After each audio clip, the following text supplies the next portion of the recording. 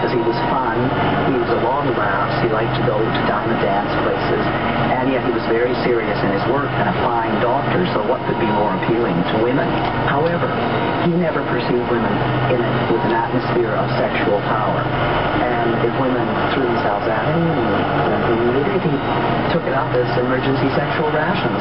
Who wouldn't, as men do that?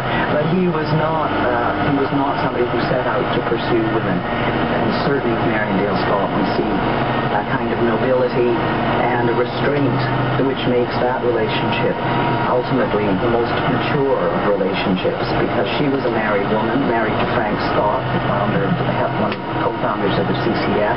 And a great poet. A great constitutional lawyer, one of the advisors to Trudeau, and Trudeau was a young Prime Minister, the champion of civil liberties, who got the padlock law overturned in Quebec.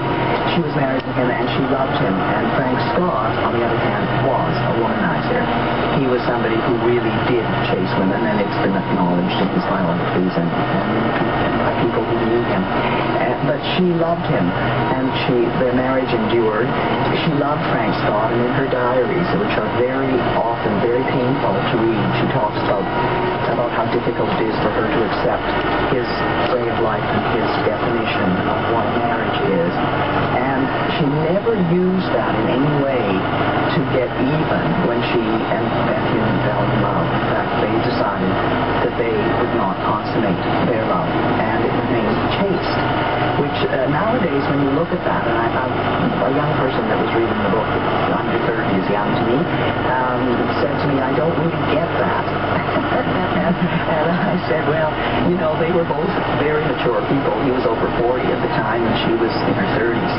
And they decided, and it's in the letters, it's in her diaries, that they would not consummate this relationship, and they would keep it really as something, well, it was a sacralization, really. This was the great surprise of the book to me, Adrian, his relationship with Marion Dale Scott, and the fact that it was such a great love and unconsummated. I also hadn't realized he'd been married not once but twice to the same woman. Oh yes, that was his juvenile period, even though he was in his late 20s and early 30s. You think he's a man who was the son of a Presbyterian minister, born in 1890. Therefore